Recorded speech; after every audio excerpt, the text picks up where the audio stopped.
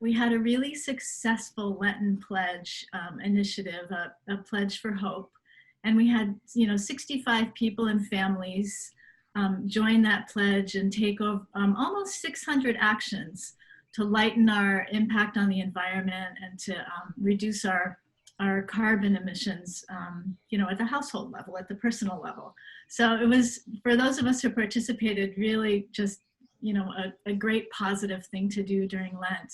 And so we've had a lot of conversations about, what's next for this ministry at St. John's. And, we're so glad that Rabbi Fred Dobb could join us this morning to kind of teach us and lead us in some of those conversations about what's next, both, how the environment connects to our other ministries at St. John's, and what are some of the ways that we can do more to, have a bigger impact in the world through our own personal actions and through our actions as a faith community. So Rabbi Fred Dobb, we're connected to Rabbi Fred through Ann Dursey. I think you guys met maybe 5 years or more ago. And we've been trying to find a spot for the forum for Rabbi Dobb for a couple of years, and it's finally worked out. So we're so happy about that. He leads the Adat Shalom community, a seriously progressive and dynamic community, I'm told, in Bethesda, and is a nationally recognized leader on environmental issues. He teaches and writes widely on eco-Judaism. And I'm just so pleased to introduce him this morning, and excited to learn from him and to see where we go in this conversation. So without further ado, Rabbi Dobb. Thank you so much. Honored to be with you all. We'll give it 10 more seconds in speaker view so you can see, hi, this is Rabbi Fred. I worship just west of you in Carter Rock Springs, West Bethesda, and I live just south of you in Tenleytown. And these are the birds of Tenleytown that you're hearing in the background. I'm going to go to screen share, and we're going to go through a lot of Torah, a lot of ministry, a lot of spiritual development that is also ethical development as the layer, the foundation that we can then build on to talk about next steps. And to be clear, my main reason for being here is not just as a supportive local clergy person, but I'm on the national board of Interfaith Power and Light and was the chair of the IPL of DMV, which is an absolutely amazing resource that I know you guys are connected with. And I'm just honored as I do that work, which is sort of my meta ministry, to be able to bring it to neighbors and friends as well. So without further ado, just cut me off because I'll be on full screen if I need to go slower or there's sound issues or whatever. I won't be looking at chat, but please just call it out as we go. So. Okay, so I love political cartoons. Sometimes they just get to all of it. This was years ago, 2009, in the context of all the climate denialism out there. And you just gotta love the image, right? We're talking about energy independence, preserving rainforests, sustainability, green jobs, livable cities, renewables, clean air, water, and oh, a small thing, healthy children, right? And what if it's a big hoax? And it wasn't worth it. So we need to remember that the messaging is so important. There's a growing field of climate communications. I am no expert in it. I'm probably violating 11 of those rules right now, but there's as I invite us into the circle of activists who connect our faith and our environmental right action, to also continue to delve in and talk about the best ways to get that message further. Because the reality is we're already very near a tipping point on oh so many things, whether it's the price of renewables beginning to be competitive with fossil fuels, whether it's the number of people who are willing to make this a central issue in everything from their voting to their charity to their lifestyle. We're getting there, but the sooner we get there, the more lives will be saved, the more ecosystems will be intact, the richer the creation that we hand to our descendants will be. I understand, I added this slide all of 3 minutes ago, that this morning's sermon was about being here now and doing what you have in you to do now, your work and your ministry. So I wanted to remind you, one of the great rabbis who lived literally in the generation before the historical Jesus were reasonably certain that, that Jesus knew the teachings of Hillel and his opposite Shammai. These are the guys at the foundation of the Mishnah and the Talmud. And one of his most famous lines that balances universalism and particularism is Hillel says, the golden rule, right? What is hateful to you, don't do to your neighbor. And then says, in terms of how much you matter versus others, if I am not for myself, who will be for me? But if I am only for myself, what am I? And if not now, when?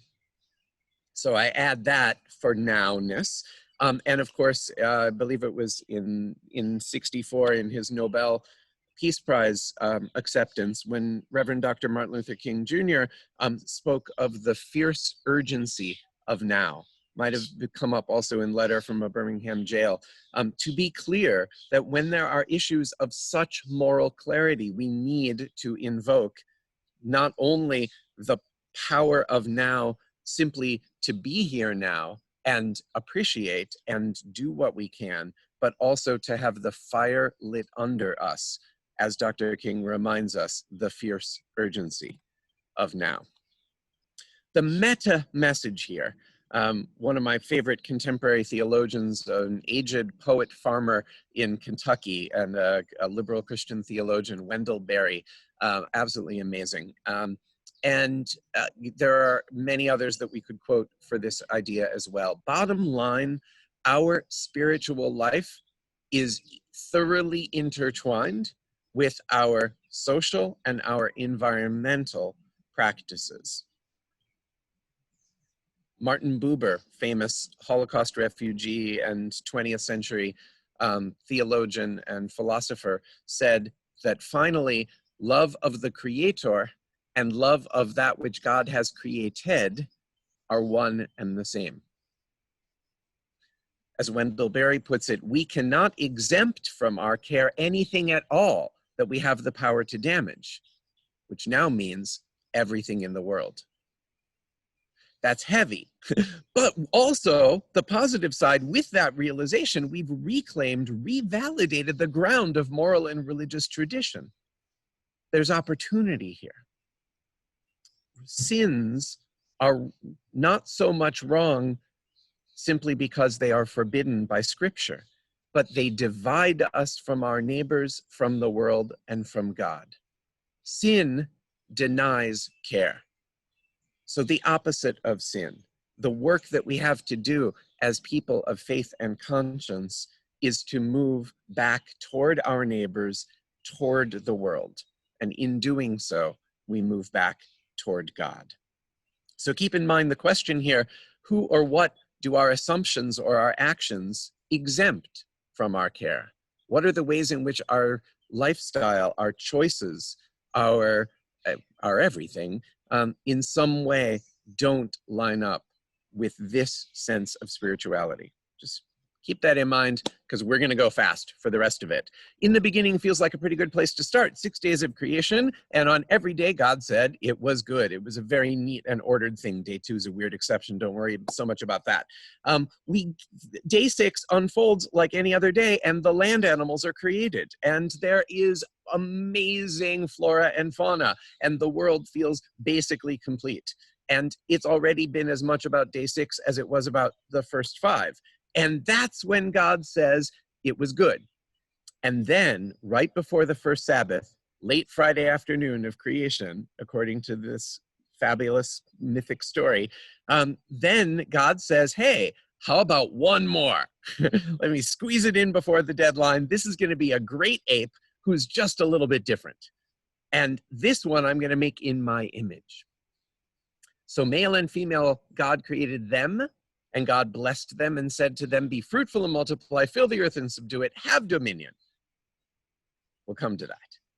And the very next line, which we so often, just do a reality check. How often do you think about the next line? for context, I give you every seed-bearing plant that is upon all the earth, and every tree that has seed-bearing fruit, they shall be yours for food. The very sentence after we hear about subduing and dominating, we're told to be vegetarian. Subduing and dominating does not, in the original definition, include even killing one member of a species for a good reason like lunch. Subduing and dominating may not be what we think the more we look at the text. There are at least 5 ways in which this classic notion that is painfully in our heads that that dominion means license to do whatever we will, at least 5 ways in which that's not true. One, in the Hebrew, there's a beautiful pun pointed out over 1,000 years ago by a commentator, Rashi, Yirdu and Yeradu. Either people will fall if we don't do it, or let them fall, right? Because the word for fall and the word for dominion share 2 out of 3 of the letters of their Hebrew root. And so as they get conjugated, they sound the same. It's a long Hebrew story, but the bottom line is a beautiful pun in the ancient Hebrew reminds us that dominion and descending are actually potentially the same thing, and we have to be careful. So therefore, dominion is conditional. The comment is, if humans merit through their right action, then let it be the conjugation of the word that means they have dominion. But if they don't merit it, let them stumble and fall and descend, which is the reality. In context, it's limited. We already looked at it. The Maimonides in 1190 wrote that of this particular verse, it is not a description. Try that again, sorry. It is not an order. It is not a commandment. It is simply a description of how God has patterned us. That we are 99% the same of key DNA with other great apes, but the difference of the opposable thumb and the well-developed front cortex, those things are going to make us go further. And as such, we need the reminder of the limited conditional rulership at the very beginning of our entire sacred tradition to tell us the lens that we have to put on whenever we read and reflect on anything after that. If it's a commandment, at what point do we say as a species, we've done it, right? 7.6 billion people, perhaps we can say we have filled the earth and subdued it. And that one was necessary as we were building up. And now we need, some people call it degrowth, others call it simply sustainability. And the last analogy about dominion, I theoretically have dominion over my kids. Right? The dominion, rulership. Does that mean that I take their tops off when I want to get to the coal underneath? Does that mean that I clear cut when I want something from them, right? Enlightened stewardship, of course, changes the entire equation. And very importantly, we so often overlook the fact that right after humans are created, God is silent. There is no even single good. People so often think, oh, humans are very good, where the rest of creation is good. No, no, no. Silence, the jury is out. And then, right before Sabbath, the very last verse of chapter 1 of Genesis, God looked at all that God had made. I underlined it in the Hebrew too, kol asher asa. Not God looked at the human and said, very good. Quite the opposite. All that God had made, millions of species with Homo sapiens, one of them in balance, that is very good. Humans ascendant and roughshod over all the others, maybe not so much. And that's where we get in the second Genesis story, the archetypal humans in the first ever ecosystem. Here it is in the Hebrew, Vayikach Adonai Elohim et ha'adam, God took the first human, Vayanichehu began Eden, and placed that human in the Garden of Eden, le'ovda, to serve, also translated as to till, ulashomra, and to guard. We have to either make it better or keep it the same. The only thing we're not allowed to do is let it get worse on our watch. And then it becomes Sabbath, which in a Jewish sense that many Protestant theologians have begun to build on as well, this idea of putting an end to production and consumption as the goal and having a realm of simply being and doing, which is the traditional notion of Sabbath itself, is kind of a guarantor of those values that we just looked at the end of chapter 1. The first Sabbath is the beginning of Genesis chapter 2. Limits to consumerism, as it were. Judy Chicago, famous feminist artist, has this beautiful rainbow Sabbath, right? And you see all the faiths and all the races, and we are in it together. That is a recurring theme, because if we're in it together with all the species, we are certainly in it together with all the differences within our human family. So, 1 minute each, 8 reasons and ways to prioritize climate change as people of faith. Ready? Timely and urgent. Enough said. This curve may look familiar. It is called the Keeling curve. It is this linear, except it's not. You see that it's ticking up each year. This is atmospheric CO2. This is us. You could do a similar curve with methane, which is the runaway number 2 most potent greenhouse gas. And there is going to be a blessed little downtick in the emissions from this year. That is the only blessing of the COVID era. It will not fundamentally change this curve. We need that level of diminution of emissions magnified and sustained year after year before we flatten this curve. And lest you think that, oh, that could just be an aberration since 1958 when Mauna Loa observations began, here are ice core samples from the last 800,000 years. This slide was 5 years old when we just crossed 400 parts per million. As of 2 days ago, the most recent that was available online, 416.82. We are running this curve away from what should be heavenly, but into the stratosphere where we cannot afford it to be. There is no planet B, as people love to say. Our blue boat home there in the background, we have work to do. Second, humility. Theologically, it's God's earth. The land should not be sold beyond reclaim, we're told when we learn about the sabbatical and the Jubilee. The land is mine, says God. We are all strangers and sojourners by God. We need to remember we are not owners. We are not the landlord. We are just the tenant. And as such, we're subject to warnings and even eviction if we don't follow the rules. Humility is needed. Humility that starts with remembering Ladonai haaretz umlo'o, the earth is God's and the fullness thereof. 3, conservation, don't waste anything. Judaism doesn't have 10 commandments. There are 613 somewhere in the Torah. Number 529, if you're keeping track, is do not waste. And it comes from this law in Deuteronomy 20 in siege works. You can't even cut down trees if it will help you subdue the enemy sooner and reduce the number of fatalities on your own troops.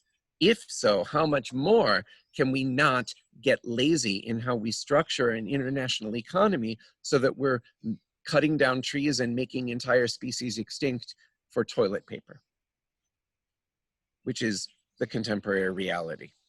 Already in the Talmud, they said you have to know and think about the best available technology, because this doesn't only apply to trees, it even applies to oil. Know the kind of lamp you're burning and what it takes, and use the best practices to minimize the amount of oil you need to burn.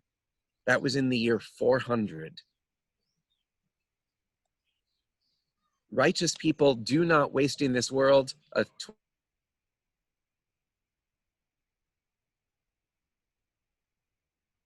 and destructive act, whereas the wicked simply rejoice in the destruction of the world. Many of you know that in the Gospels, the mustard seed is a classic example of the beauty of God's care for the world, because something that small still matters. And this is our choice. Will we apply the mustard seed test to what we waste and to what we exclude from our care? 4, justice and equality. The idea of environmental justice, because while we emit way above, most of us, particularly in the Bethesda, Chevy Chase, Northwest DC area, are so far above the global median of comfort, of access to healthcare, of vectors of resilience, that while we are emitting disproportionately, we are underproportionately affected. That is a moral question of the greatest degree that makes us question everything we have and everything we do. This is a tradition that teaches Deuteronomy, justice, justice, you shall pursue, because God loves righteousness. And that's why we can't stand idly by the blood of a neighbor. Even we have to love our neighbor as ourselves.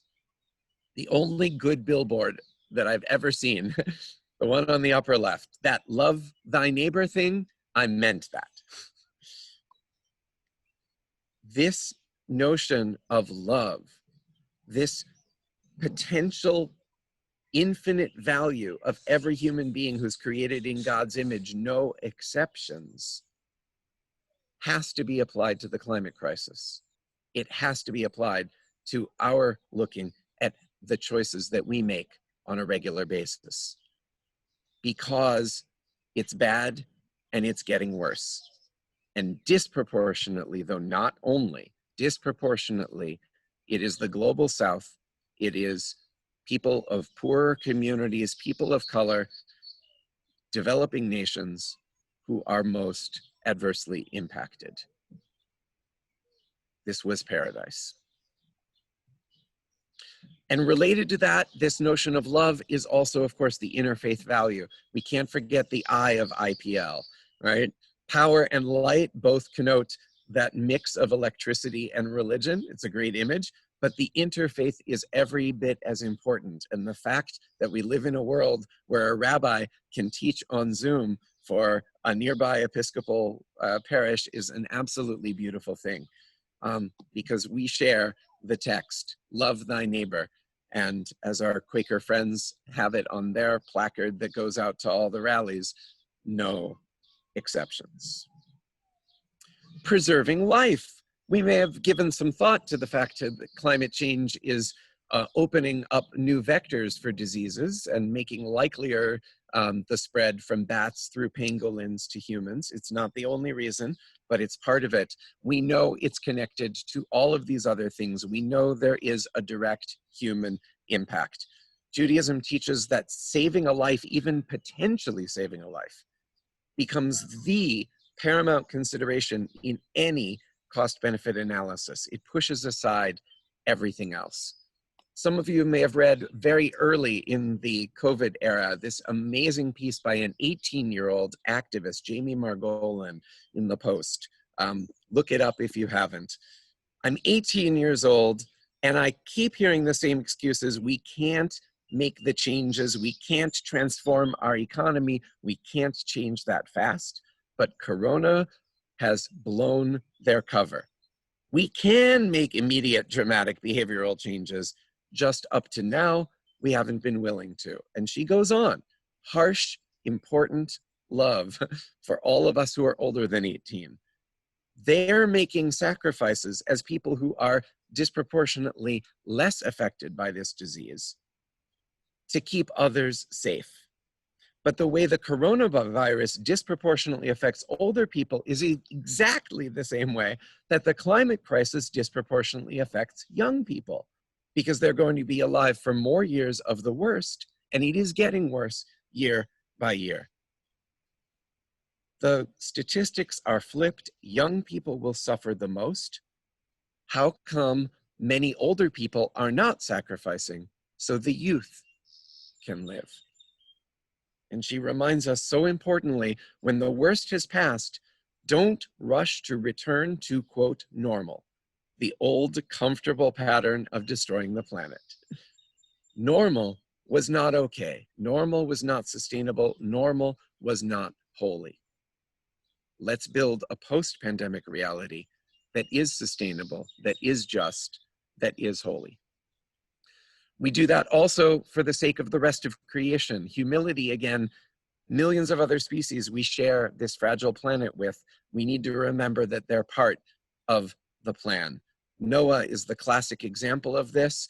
The first time we hear the word covenant, it's with all of creation. And a beautiful midrash asks, why was the raven sent the first time? A detail that's easily overlooked. And then the dove. Well, there were 7 ravens on board because they were of the unclean species, but only 2 doves. So, sorry, it was the dove, then the raven. And according to the midrash, to answer this question, the raven barely makes it back because there's no land to alight on, and says to Noah, sitting right here, basically, you schmuck, how could you have sent me, says the dove, because had I fallen into the sea, there'd be no more. Go send the raven. We need to have consciousness of what will cross those tipping points of losing a species forever, because there is no going back. And as Aldo Leopold famously said in 1949 Sand County Almanac, the first rule of intelligent tinkering is don't throw away any of the parts. Everything exists for its own sake. The psalmist is especially clear about this. And this is where the interfaith power is so clear. Our friends in the Evangelical Environmental Network have come time and again to the defense of the Endangered Species Act, because it all matters. Psalm 92, how great are your works, O God, your thoughts are fantastically deep. We mess with that at our theological and human peril.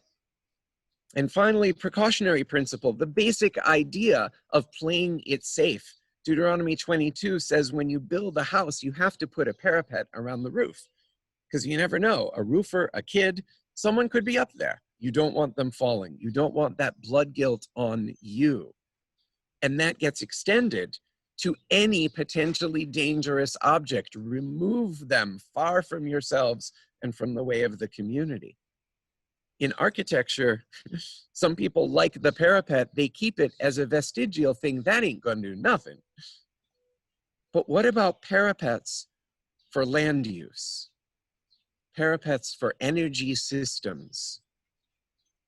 Parapets for daily life, when the human realm squeezes out everything else? Tom Tolles, we're missing the middle of the thermometer.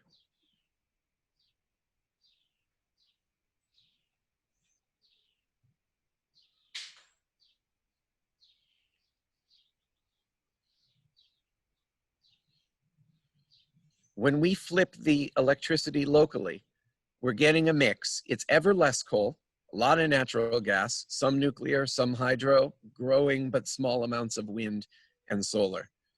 But still too much of it comes from Southwest Virginia, Wise County. This was a mountain.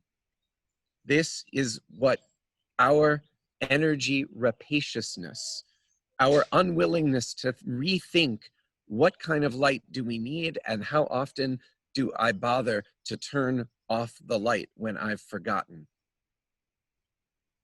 Do I prioritize buying Energy Star appliances? Do I think in my home, my workplace, my school, my congregation about the energy use patterns? That's why those beautiful light switches from Interfaith Power and Light of DMV, we care for creation. So please remember to turn off this light. Those small actions add up. And even bigger is the power of going to Annapolis and to Capitol Hill and advocating for the kind of quantum growth that we can get in efforts for sustainability.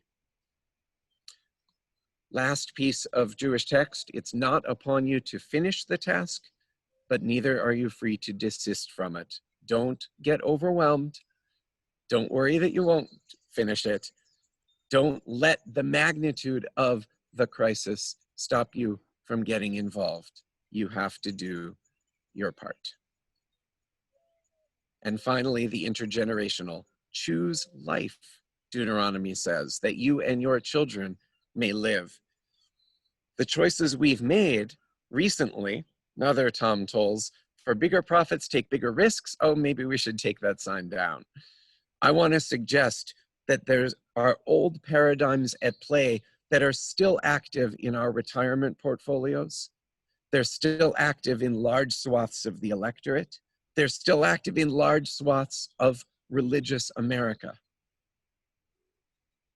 But they can change. And we need new images, new voices, new reminders of humanity to do it. And I nominate Greta Thunberg.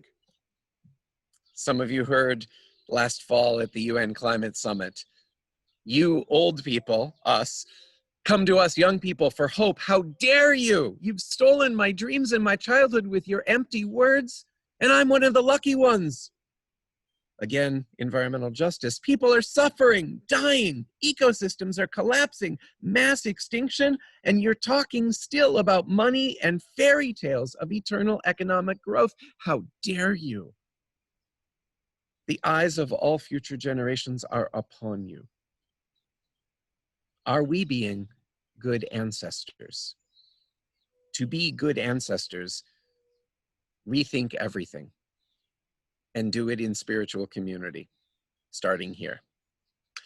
There are more slides. There's more good stuff about Adat Shalom, but I want to make sure we have time to talk about what you can do, what we can do together. If it's relevant, I'm happy to share more from my own and our community's own experience. But part of environmental thinking is that there's wisdom in every voice in the choir, and the choir master has to know when to stop singing. So with blessings, stopping screen share and turning to reflections on concrete next steps that we can do. So I want to thank you, Rabbi Dobb, for that. That was a lot of information, and I'm digesting it. It was amazing. And I love the eight reasons you put together for us to act on climate change. And I took notes. I'm going to be thinking about that for a while. One thing I loved that you said near the beginning, I think, is that we're reaching a number of tipping points. But you hear tipping points around positive things. Normally I hear, oh, we're at a tipping point in Antarctica and it's going to vanish, or so much of the Amazon has now burned. It's at a tipping point and we'll lose our rainforest. But you pose these tipping points as positive things. And I wondered if you could maybe just talk about that for us, reasons for hope and positive reasons for action and some of the good things that you see happening. Thank you. Great question. So many of us know the adverse tipping points. The problem is that we sometimes approach climate as if it is a digital system. Like, it's not too late, and then it's too late. The Tom Tolles cartoon with the thermometer kind of speaks to that. It's actually analog. So it is already too late for thousands of human victims of climate change, right? Because we know that storms got worse and droughts got longer, right? A certain percentage of the exacerbation of the natural disasters of recent times is directly attributable. It's too late for the species that have already gone extinct. It's too late for many because we've locked in a lot of suffering because carbon stays for 100 years, but it's not too late for some of our great-great-grandchildren. It's not too late for some ecosystems and some endangered species 100, 200 years in the future.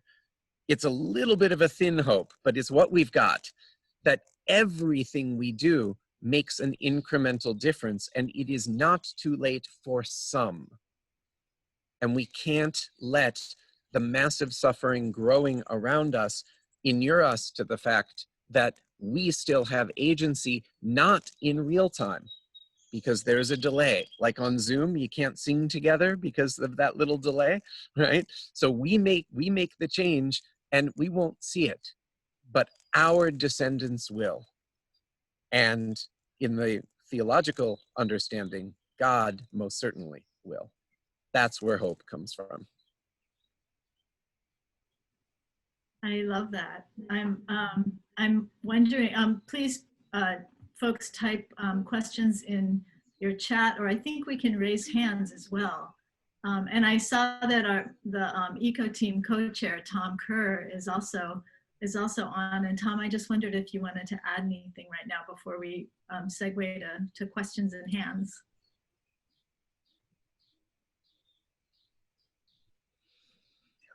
Oh, he might be on mute.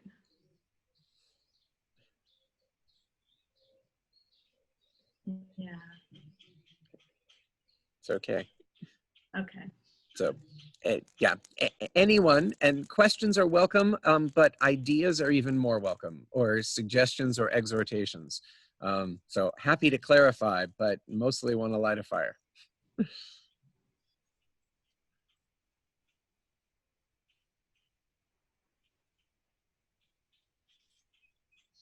Well, I'll ask a question, if I can, Rabbi. People keep talking about getting back to normal. What do you see coming out of this? Are we going to go back to normal, or maybe worse than normal, because people won't want to ride mass transit, and so they'll all be driving their cars? Or do you see something positive coming out of this? Many of us didn't telecommute because our bosses wouldn't let us, or because we couldn't quite figure out Zoom, right? We suddenly have crossed those Rubicons. So I like to think, although I share your concern, that we can redefine commuting altogether in the post-COVID era. But it takes linking the goal of quashing the COVID curve with quashing that Keeling curve. And that's going to take a lot longer. And a lot more lives will be lost for the failure to address the Keeling curve sooner than will ever be lost, even as COVID begins to affect the global south and hits refugee camps. And I mean, the human suffering is catastrophic at this moment, which is easy to lose sight of in a day with a well-stocked pantry and a beautiful backyard and functional Zoom and opportunities to worship and fellowship like we are now, right? We need to remember that keyword privilege, which is relative, and many of us enjoy privilege that is almost unprecedented in human history and far from replicated across the globe. If we bring that moral clarity, that fierce urgency of now, as Dr. King taught, to thinking about climate, we can take the lessons of Corona and apply them very directly, and that will be life-saving, and that will be sacred. We have a thought and a question from Maria, and it's about pesticides. So many of our agricultural practices, of course, are driving climate change, and the foods that we eat and the demands that we put on the earth for that. But also just the excess use of fertilizers is quite a contributor, and then Maria brings up the issue of pesticides, and particularly on lawns, which is still so persistent. So now, so many areas of how we live and even how we care for our own home and our own lawns. And I think she's just wondering about, ideas around that, or how do we sort of get sort of off of our addiction, our chemical addictions, in ways that can help heal the planet. Right. Nearly 2% of American ground cover is grass. I don't mean native grasslands. I mean artificial grass that people maintain and mow and spend ridiculous amounts of money on through chemicals for an artificial ideal, right? That comes straight out of black and white television, right? Leave It to Beaver era, right? We couldn't even see that the grass was green, but we knew it because that was the norm. and we are still living with outdated norms, and that is a biotic desert. Very few species can flourish there.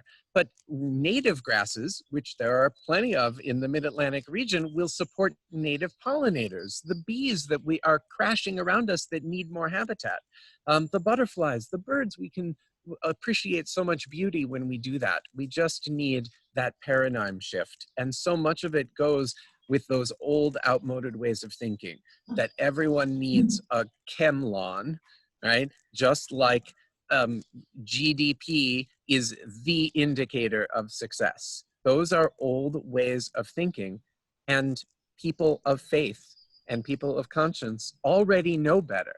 We just need to let the values overwhelm the expectations. And see beauty in natural things as well. Like, you know, the lawn doesn't have to look like a perfect golf course, right? There are ways to be beautiful and diverse and natural that we can sort of change our way of looking at things. Rabbi? I think Tim Dobbin has a hand up. Oh, go ahead. Sorry. Well, I just want to say Tom is having trouble with his microphone, but wrote me to note the power of how many of us now again understand the beauty of nature because we're in it. Because if all you have is your home and your yard, you're spending a lot more time in your yard, right? And so I do appreciate us all to become microbiologists and appreciate even in the relative biotic desert of a square foot of Kentucky, blue stem grass, that there are still so many amazing microorganisms, right? And find an old rock and look under it and see what's growing, and watch the trees day to day. Plant a garden if you haven't, it's not too late, right? There are so many things that we can do to just tune into that power that modernity has cost us that. And hopefully we're all gaining a renewed appreciation for nature as a result of it. So very important point. Okay, yes, you were saying? I think Tim Dobbin had his hand up next. Yes, thank you, Rabbi. I've really enjoyed being able to see the stars at night. It has been wonderful to see how well a lot of us have adapted to remote work. It's not possible, of course, for a lot of people. But as someone who spent a lot of time in Washington as a journalist, and I also have a background as an economist, I can predict the arguments that are going to come forward against the environmental movement, which is look at how damaging this was for this small reduction in CO2. And I think we've got to be ready with some good counters. And I'm personally struggling a bit. I mean, you can stack up all the good things, but the other people will stack up a lot of bad things as well. Thank you.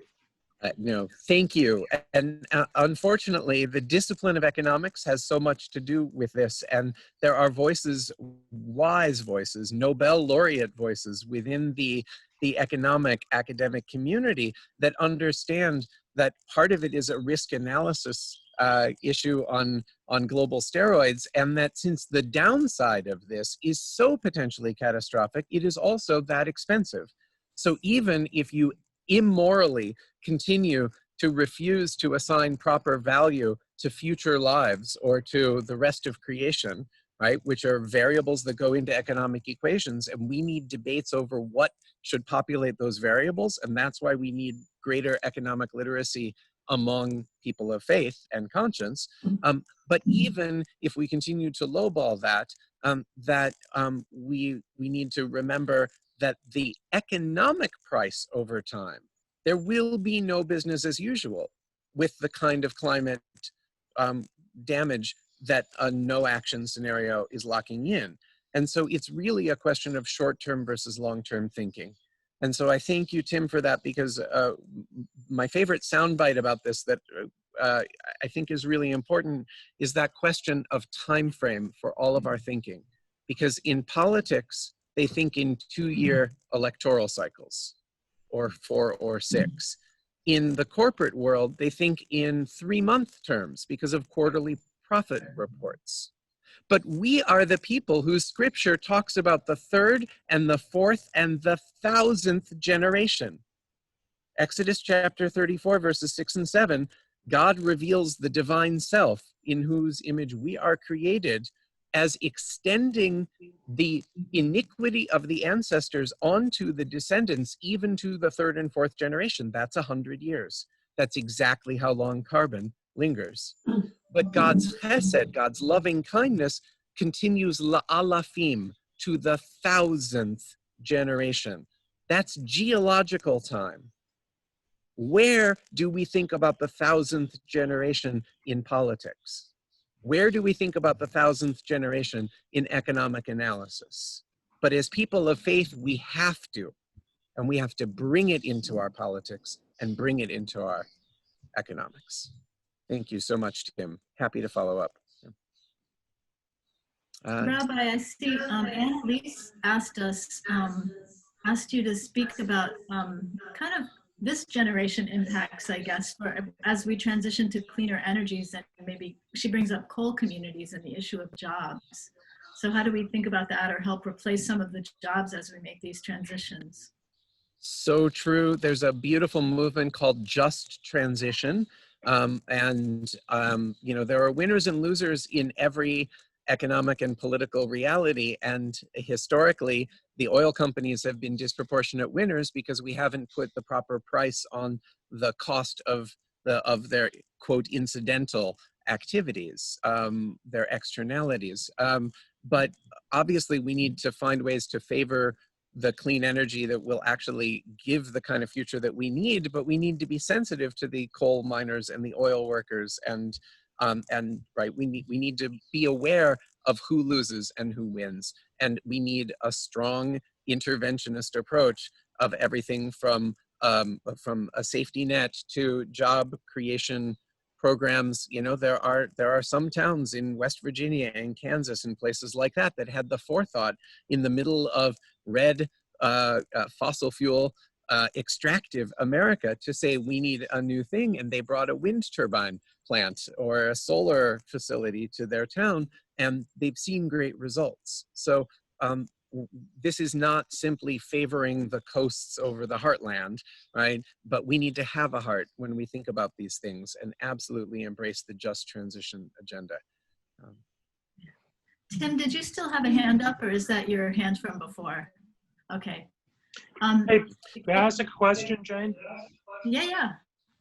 Rabbi, first off, John Ross here. Thank you so much for your provocative conversation. And I wanted to tell you that St. John's as an organization now is having some very exciting conversations about how we are going to shift and pivot. That's a word everybody likes to use. How are we going to, you know, change our organization and how we're going to change our advocacy.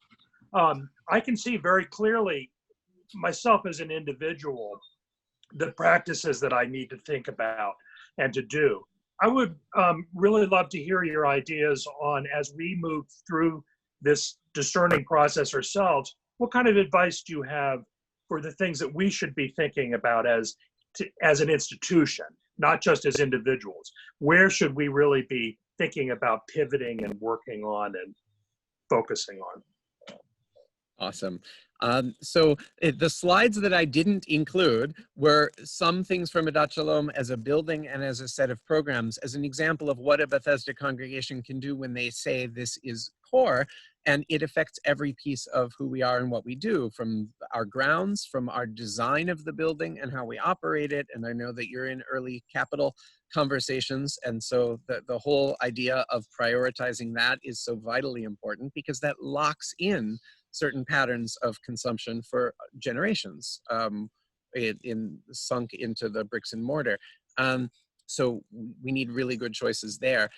But I want to give credit, because one of the slides, it took a while actually, I copied all of the questions from the Lenten Eco Pledge online as a slide that I will be using for future communities to say, look what this great church near me did, right? Because that alone is incredible. And the idea of taking that to the next level by saying it's not just Lent, it's all of a faithful life, and it's not just the voluntary, but this becomes a community-wide thing, right? There are certain expectations of members, and yeah, you can get away without putting anything in the plate on a given Sunday, and yeah, you can occasionally interrupt too much, or but there are norms, and one of the norms of the St. John's community is that we are actively, as people of faith, in a climate imperiled era, thinking about our impact and continually working to reduce it.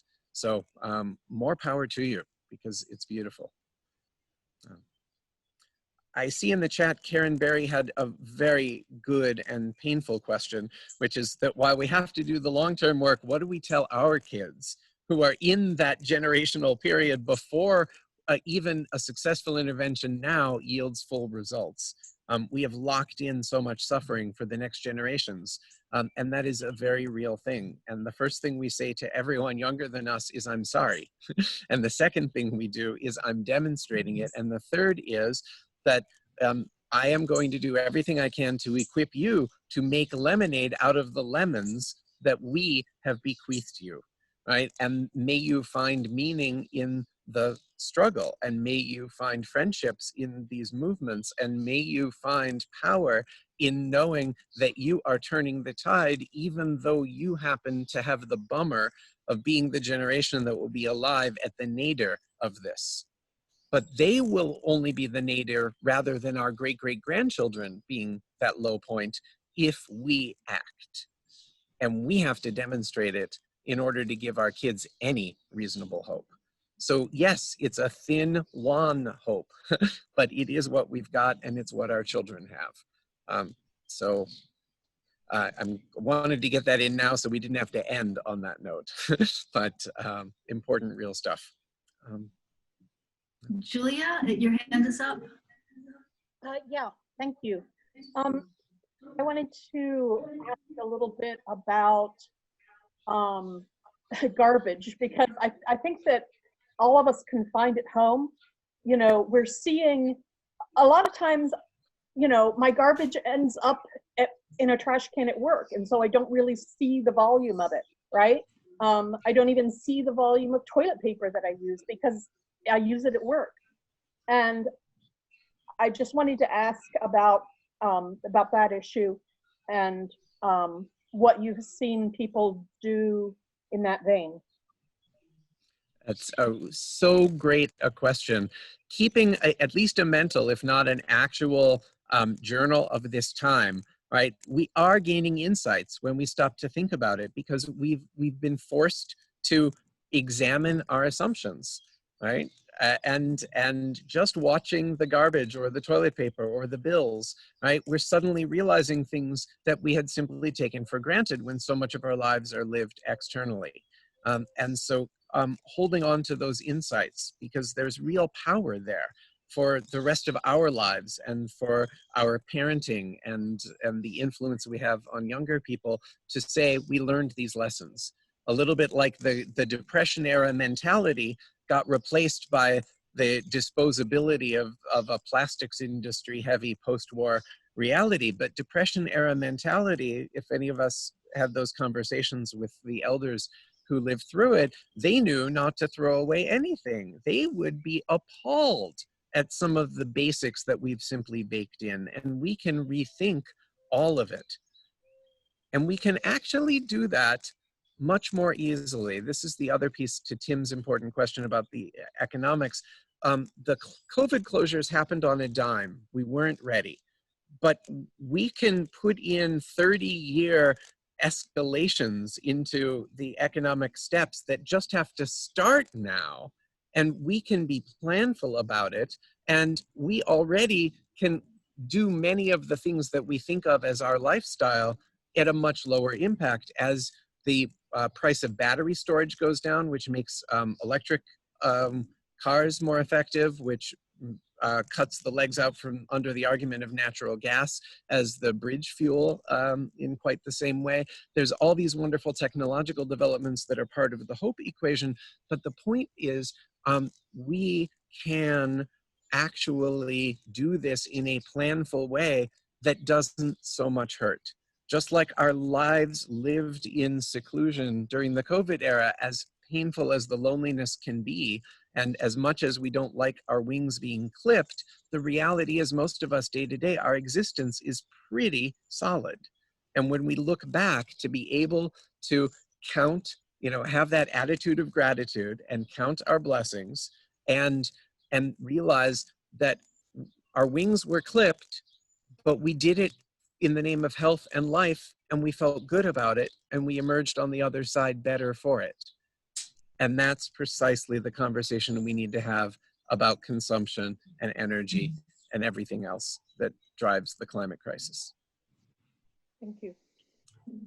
Carolyn Pierce, is your hand been up? Can you hear me? Yeah. I'm unmuted. Okay. Thank you so much, Rabbi Fred. So much for us to think about. As part of the Eco Justice and Action team, I was involved with the Lenten Pledge, and we have put so much into that, and so many people have been responsive. So our questions now are, where do we go from here? And we can work certainly within St. John's. We have so much to build on. John Ross brought up the future building plans and what we can do as a community within. But to what degree should we be partnering with other groups? Interfaith Power and Light, your congregation, other congregations, to have a bigger voice. Those are our values. Thank you. I know it's time to make this the last question, and what a perfect one it is. Everything about ecology reminds us to think big, bigger than we historically have, because the systems are interlocked, because no one piece exists in isolation. None of us exist in isolation. We are part of neighborhoods. We are part of power grids. We are part of water, cycles and tributaries, watersheds, and we are part of congregations. But those congregations are part of neighborhoods and part of judicatories and part of regions, right? And in turn are part of the larger interfaith discourse, which in turn is part of the larger civic discourse. And so wherever in those nestings there are, like I bless you all to have the congregational layer of these matryoshka dolls. It's kind of like, like rings of an onion, layers, you peel them off and they're concentric, right? That the congregational is just one of a dozen for most of us. May it be one of the leading ones. It deserves our time and attention because it's a place of meaning and beauty and power. And it's a place where becoming a demonstration site has incredible ripple effect, which is why Interfaith Power and Light organizes religiously around climate change and environmental consciousness, because there's that power.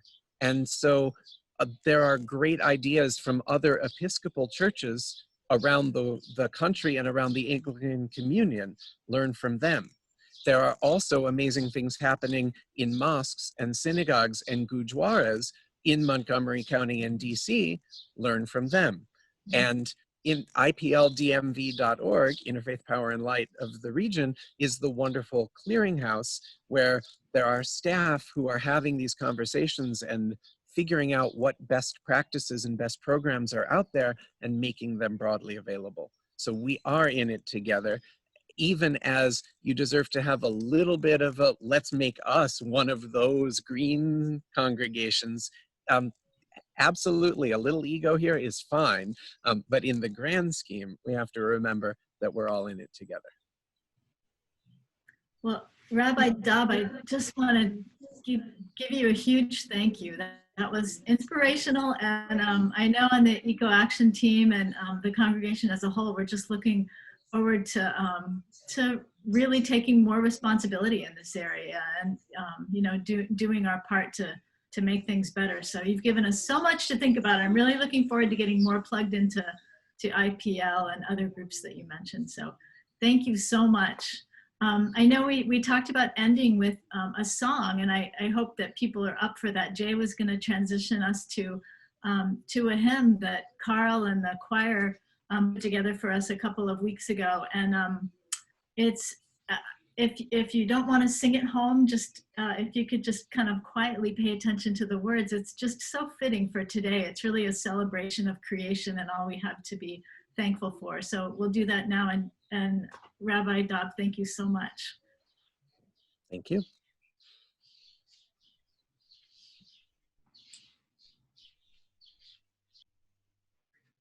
Okay.